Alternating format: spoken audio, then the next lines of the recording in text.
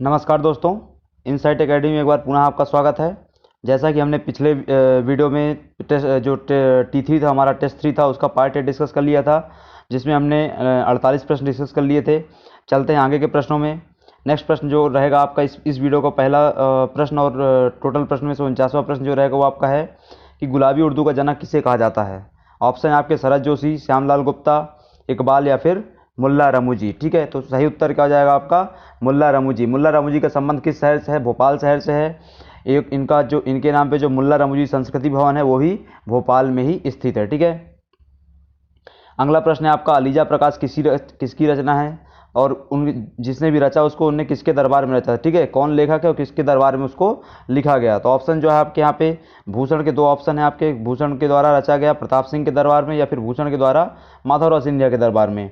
वैसे ही आपके पास यहाँ पे दो ऑप्शन पद्माकर से संबंधित हैं कि दौलतराव सिंधिया द्वारा पद्माकर द्वारा दौलतराव सिंधिया के दरबार में या फिर पद्माकर द्वारा रघुनाथ राव के दरबार में। ठीक है, तो जो यहाँ पे सही उत्तर हो जाएगा वो आपका क्या हो जाएगा पद्माकर द्वारा दौलतराव सिंधिया के दरबार में। पद्माकर द्वारा अन्य जो रचित ग्रंथ है वो क्या है? गंगा लहरी है, उसके अलावा क्या है प्रबोध पचासा है, इसके अलावा और क्या है एक राम रसायन। क्या है? राम रसायन।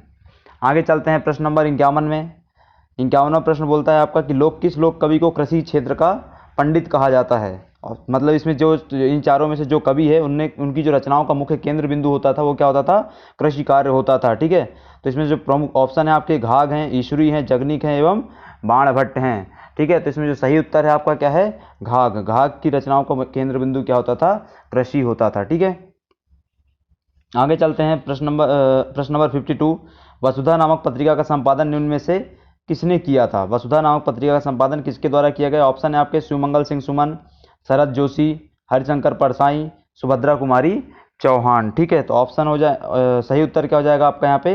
हरिशंकर परसाई। ठीक है, 52 का सही उत्तर क्या हो जाएगा? हरिशंकर परसाई। इनके द्वारा दो पत्रिकाओं का संपादन किया जाता था। पहली पत्रिका क्या थी? वसुधा, और दूसरी पत्रिका क्या थी? प्रहरी। अच्छे से याद रखिएगा, बहुत इंपॉर्टेंट है ये सब, है ना। आगे चलते हैं प्रश्न नंबर 53 में।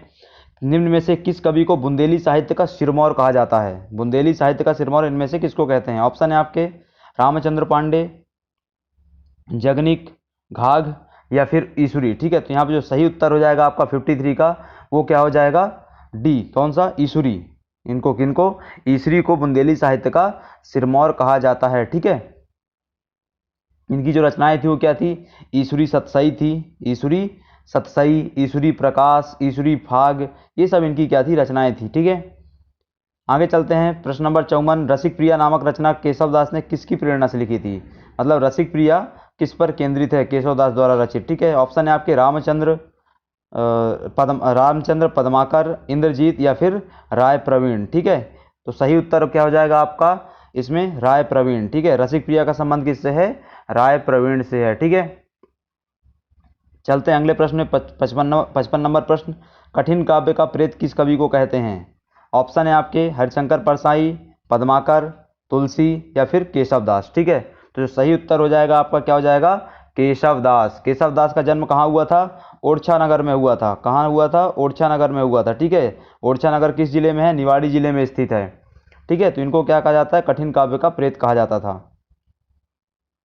आगे चलते हैं, अगला प्रश्न है आपका निम्नलिखित में से रीति काव्य का प्रवर्तक किसको माना गया है? ठीक है, रीति काव्य का प्रवर्तक इनमें से किसको माना गया है? तो ऑप्शन है आपके यहाँ पे केशवदास, पद्माकर, भूषण या फिर बाणभट्ट। ठीक है, तो इसमें सही उत्तर हो जाएगा आपका क्या हो जाएगा? केशवदास। केशवदास को क्या है? रीतिकाल का प्रथम कवि और रीतिकाल का प्रवर्तक माना जाता है। ठीक है, आगे चलते हैं प्रश्न नंबर 57 में। इनमें से क्या है? हरिशंकर परसाई को मुख्यतः किस विधा के लिए जाना जाता है? हरिशंकर परसाई किस विधा के लिए जाने जाते हैं, परिचित हैं? ठीक है, ऑप्शन है आपके यहाँ पे व्यंग्यकार, मूर्तिकार, आलोचक, चित्रकार।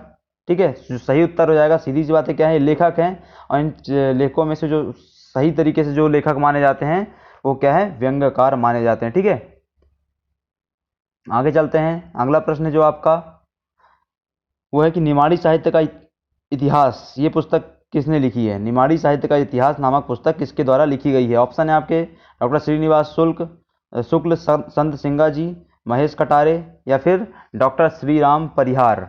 तो जो सही उत्तर हो जाएगा वो आपका क्या हो जाएगा, डॉक्टर श्री राम परिहार के द्वारा निमाड़ी साहित्य का इतिहास नामक पुस्तक लिखी गई है। ठीक है, नेक्स्ट प्रश्न में चलते हैं। 59 ऑप्शन है आप, प्रश्न है आपका, प्राचीन भारत का मिल्टन किसे कहा जाता है।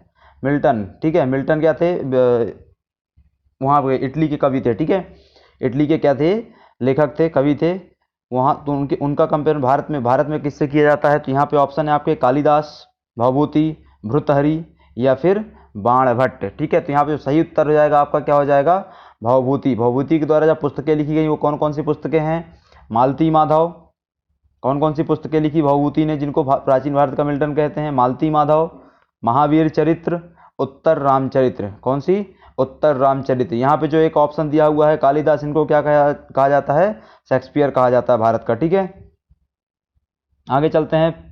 मध्य प्रदेश की प्रमुख कलाओं के संदर्भ में मामूलिया किस का संबंध किस चीज़ से है। ठीक है, मामूलिया का मतलब क्या होता है इनमें से। ठीक है, क्या ये लोक पर्व है, क्या लोक नाट्य है, या फिर लोक नृत्य है, या फिर शिल्प कला है। ठीक है, तो इसमें सही उत्तर क्या हो जाएगा आपका ये कि मामूलिया एक लोक पर्व है। ठीक है, मामूलिया क्या है, लोक पर्व है।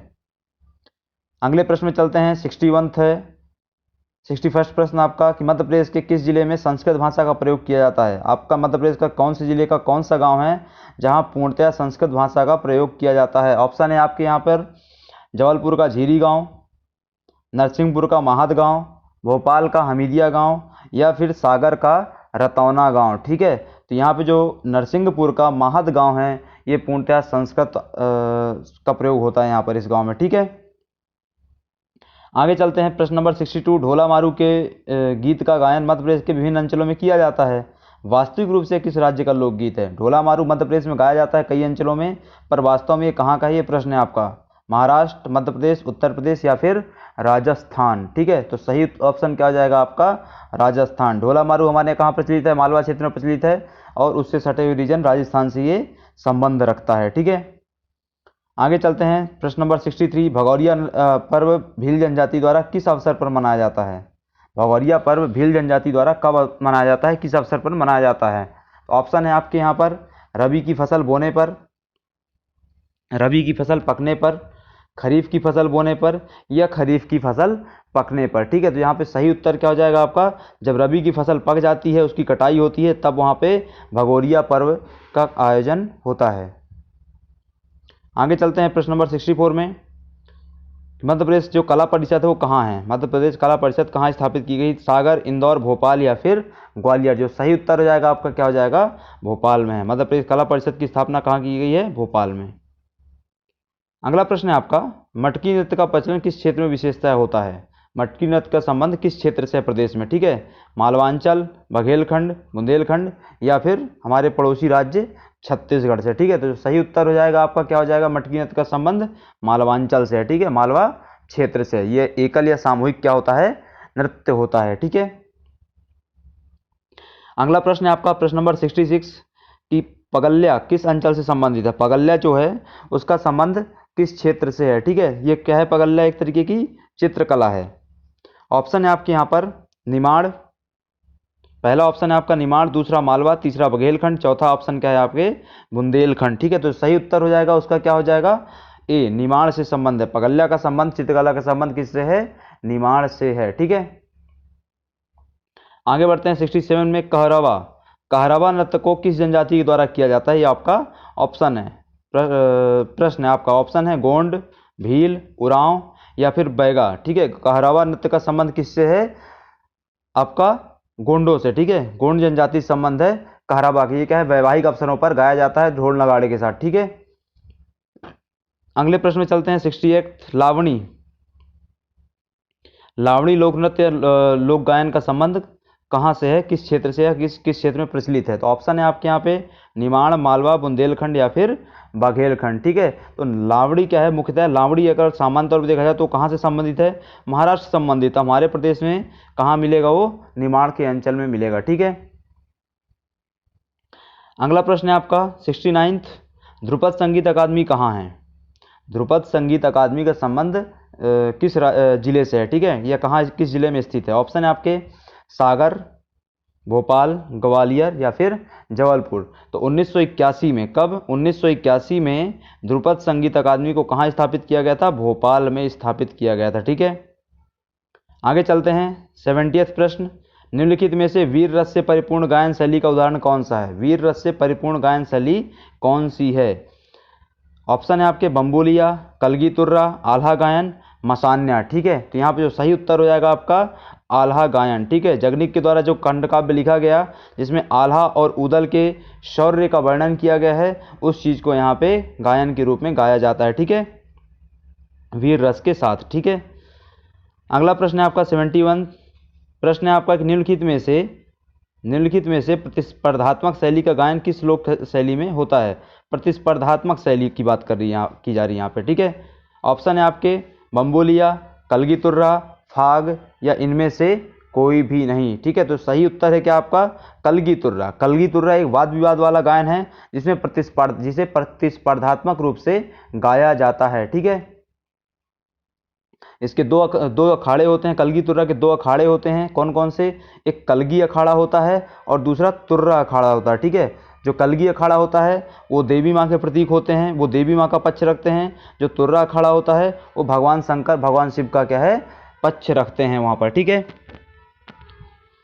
आगे चलते हैं प्रश्न नंबर 72 में कि मध्य प्रदेश में गायन किया जाने वाला तेजाजी गायन मुख्यतः किस भाषा में गाया जाता है? मतलब कि तेजाजी गायन किस भाषा में गाया जाता है, हमारा प्रश्न है। ऑप्शन है आपके मालवी, निमाड़ी, बुंदेली या फिर बघेली। ठीक है, तो आपको अगर यहाँ पे ये पता है कि तेजाजी गायन का संबंध किस अंचल से है, तो आपको भाषा का ज्ञान अपने आप हो जाएगा। ठीक है, तो ये जो तेजाजी गायन वो कहाँ है? निमाड़ क्षेत्र में गाया जाता है, तो भाषा का भी क्या हो जाएगा? निमाड़ी हो जाएगी। ठीक है, अगले प्रश्न में चलते हैं।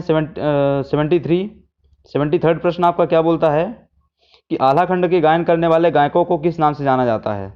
जो गायक आल्हा खंड का गायन करते हैं उनको किस नाम से जानते हैं? ऑप्शन है आपके वसुदेव, अलहैत, कलगी कल्ला, कलगी गायक, गम्मत गवैया। ठीक है, तो सही उत्तर क्या हो जाएगा आपके यहाँ पे? अलहैत। जो आल्हा खंड का गायन करते हैं उनको क्या बोलते हैं? अलहैत बोलते हैं। ये वीर रस में गायन करते हैं। ठीक है, अगला प्रश्न है आपका बम्बुलिया का अन्य दूसरा नाम क्या है? बम्बुलिया का अन्य एक नाम क्या है? बम्बुलिया गीत जो है। ठीक है, ऑप्शन है आपके हरदौल, मनौती गीत, विदेशिया गीत या फिर लमटेरा गीत। ठीक है, तो यहाँ पे जो सही उत्तर हो जाएगा क्या हो जाएगा आपका? लमटेरा। बम्बुलिया को ही क्या बोलते हैं? लमटेरा बोलते हैं। बम्बुलिया को ही क्या बोलते हैं? और भोला गीत बोलते हैं। ठीक है, अच्छे से याद रखिएगा, 3 नाम है इसके। कौन कौन से? बम्बुलिया के 3 नाम है। पहला तो स्वयं बम्बुलिया हो गया, दूसरा लमटेरा हो गया और तीसरा क्या होता है? भोला गीत। भोला गीत बोलते हैं। ठीक है, अगला प्रश्न है आपका प्रश्न नंबर 75, गम्मत का प्रचलन किस अंचल में है? गम्मत का संबंध किस अंचल से? हमको ये सामान्य प्रश्न है। ठीक है, ऑप्शन है आपके यहाँ पे निमाड़, मंदसौर, रीवा या फिर सीधी। ठीक है, तो गम्मत का संबंध किस रीजन से है आपका? निमाड़ रीजन से है। आगे चलते हैं प्रश्न नंबर 76 में, निर्गुण कबीर भजन जो कि निमाड़ी भाषा में गाया जाता है उसका जनक किसे कहा जाता है? निर्गुण कबीर भजन का जनक किसको कहा जाता है? यह आपका सामान्य प्रश्न है। ऑप्शन है आपके यहाँ पे संत सिंगा जी, संत दालू जी, संत ईश्वरी या फिर पंडित घाघ। ठीक है, तो यहाँ पे सही उत्तर हो जाएगा आपका क्या हो जाएगा? संत सिंगा जी। ठीक है, इनको क्या है? ये क्या है? कबीर के दोहों का गायन करते थे। इसका क्या है? इनको निर्गुण कबीर भजन का प्रणेता कहा जाता है। ठीक है, आगे चलते हैं। सोहर गीत का संबंध किस क्षेत्र उससे है? अवसर से है। ठीक है, तो ऑप्शन है आपके यहाँ पे पुत्र जन्म से, विवाह के समय, हलछठ त्यौहार पर या फिर कृष्ण जन्माष्टमी पर। ठीक है, तो यहाँ पे सही उत्तर हो जाएगा आपका क्या हो जाएगा? पुत्र जन्मोत्सव पर। जब पुत्र का जन्म होता है तो सोहर गीत गाए जाते हैं। ये कहाँ से संबंधित है? बुंदेलखंड से संबंधित है। किस क्षेत्र से संबंधित है? बुंदेलखंड से संबंधित है। ठीक है, अगला प्रश्न है आपका लारूकाज मुख्यतः किस जनजाति का पर्व है? लारूकाज पर्व का संबंध किस जनजाति से है? ऑप्शन है आपके गोंड, भील, बैगा या फिर सहरिया। तो जो सही उत्तर हो जाएगा आपका 78 का वो क्या हो जाएगा?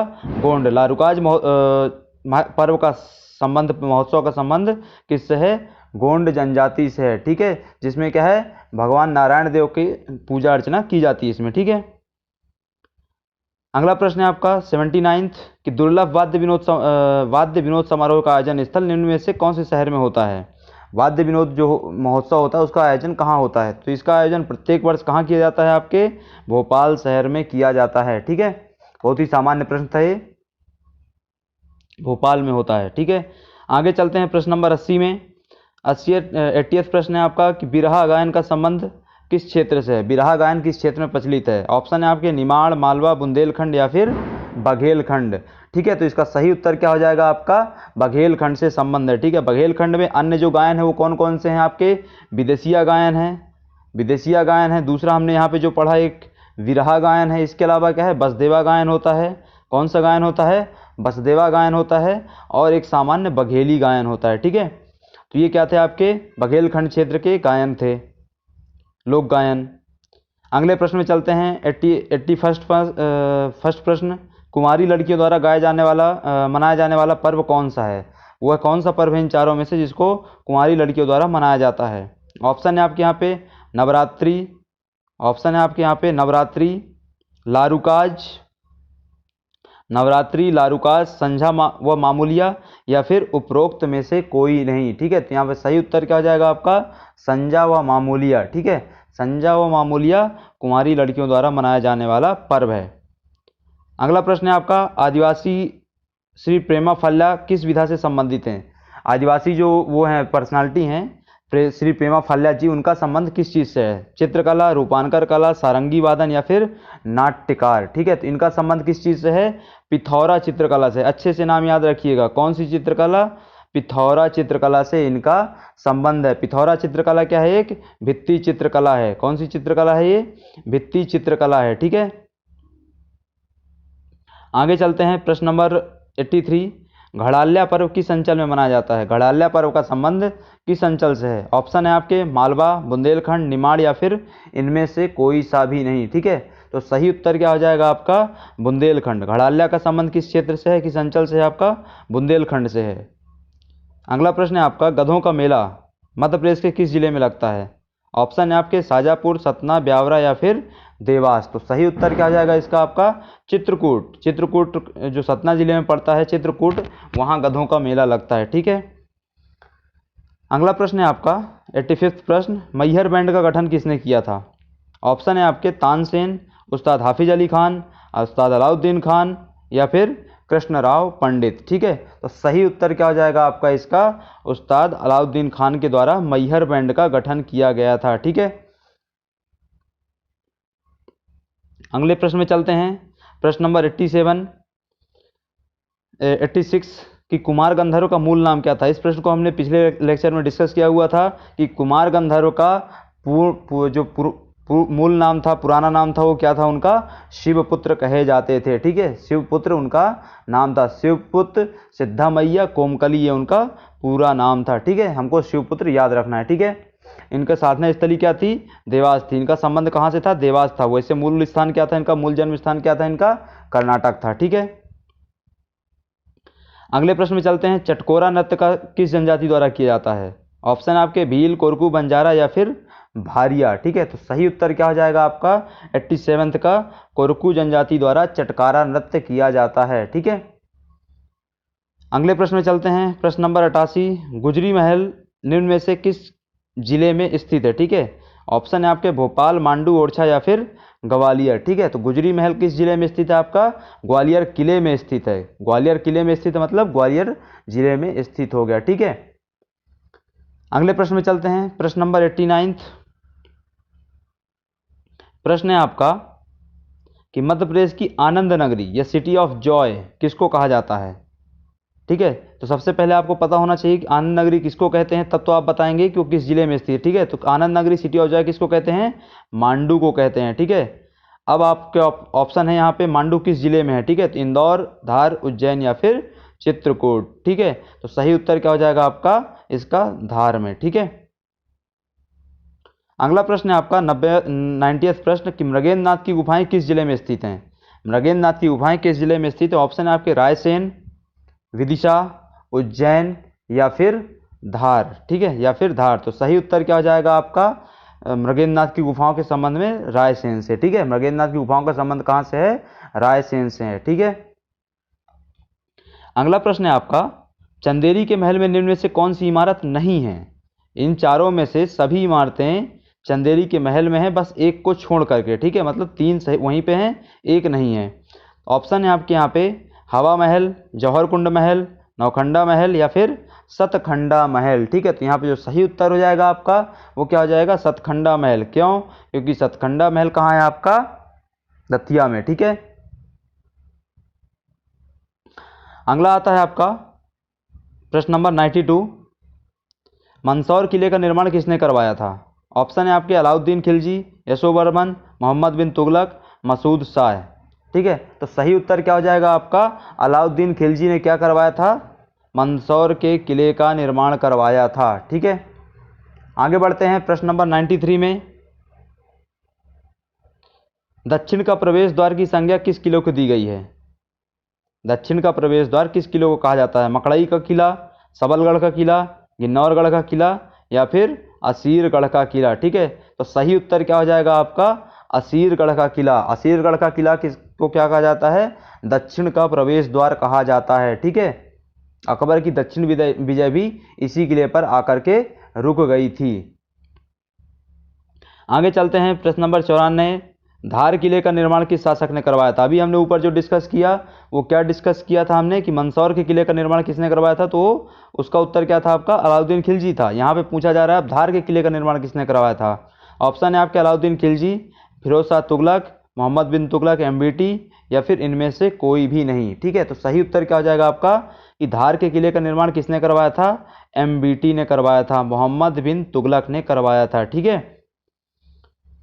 अगले प्रश्न में चलते हैं। 95वां प्रश्न आपका, कुशलगढ़ का किला जो राज्य सरकार का संरक्षित स्मारक है प्रदेश के किस जिले में स्थित है? सामान्य सा प्रश्न हमारे लिए क्या है कि कुशलगढ़ का किला किस जिले में है, ठीक है। ऑप्शन है आपके धार, मुरैना, इंदौर या फिर भिंड। तो सही उत्तर क्या हो जाएगा आपका यहाँ पे, इंदौर, ठीक है। कुशलगढ़ का किला कहाँ है, इंदौर की महू तहसील में है, महू तहसील में अवस्थित है, ठीक है। अगले प्रश्न में आते हैं। 96वां प्रश्न, मोहम्मद गौस का मकबरा कहाँ स्थित है? ऑप्शन है आपके इंदौर, भोपाल, शिवपुरी या फिर ग्वालियर, ठीक है। तो मोहम्मद गौस का मकबरा कहाँ है आपका, ग्वालियर में स्थित है। मोहम्मद गौस कौन थे, संगीत सम्राट तानसेन के क्या थे, ये गुरु थे। अकबर के क्या थे, समकालीन थे, ठीक है। आगे चलते हैं। 97वां प्रश्न, नवाब सिद्दीकी हसन खान का मकबरा निम्न में से किस स्थान पर है? नवाब सिद्दीकी हसन खान का मकबरा, ऑप्शन है आपके नीमच, नीमच, होशंगाबाद, देवास या फिर भोपाल, ठीक है। तो सही उत्तर क्या हो जाएगा आपका 97वें प्रश्न का, भोपाल, ठीक है। नवाब सिद्दीकी हसन खान का मकबरा कहाँ है, भोपाल में। अभी हमने ऊपर डिस्कस किया था मोहम्मद गौस का मकबरा वो कहाँ था, ग्वालियर में था, ठीक है। आगे चलते हैं। बलजती शाह एवं मस्तान अली शाह की मज़ारें निम्न में से किस स्थान पर हैं? बलजती शाह और मस्तान अली शाह की मज़ार कहाँ पर है? ऑप्शन है आपके धमोनी, सोडलपुर, सांवरा या फिर सारंगपुर, ठीक है। तो सही उत्तर क्या हो जाएगा आपका 98 का, धमोनी। धमोनी में क्या है, धमोनी जो स्थान है सागर में, वहाँ पे क्या है, बलजती शाह या मस्तान अली शाह की क्या है, मज़ारें स्थित हैं, ठीक है। धमोनी में क्या लगता है, धमोनी का उर्स लगता है। धमोनी का उर्स, उर्स मतलब क्या होता है, मेला होता है। धमोनी का उर्स लगता है यहाँ पे, ठीक है। आगे चलते हैं। प्रश्न नंबर 99, मुगल बादशाह शाहजहां की बेगम मुमताज महल की कब्र कहाँ है?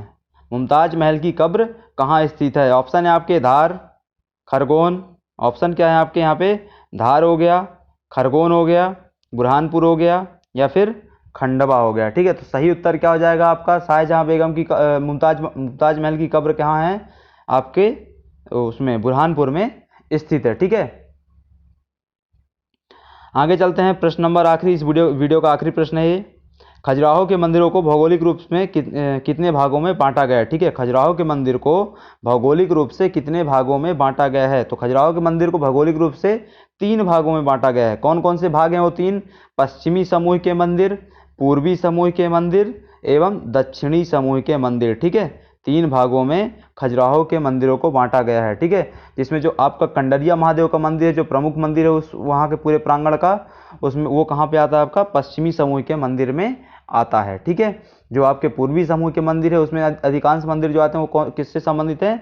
जैन धर्म से संबंध रखते हैं। ठीक है, तो ये था आपका आज का लेक्चर, जिसमें हमने टेस्ट 3 के पार्ट बी के जो बचे हुए क्वेश्चन थे उनको यहाँ पे डिस्कस किया है संपूर्ण व्याख्या के साथ। वीडियो को यहीं पे समाप्त करते हैं। Thank you.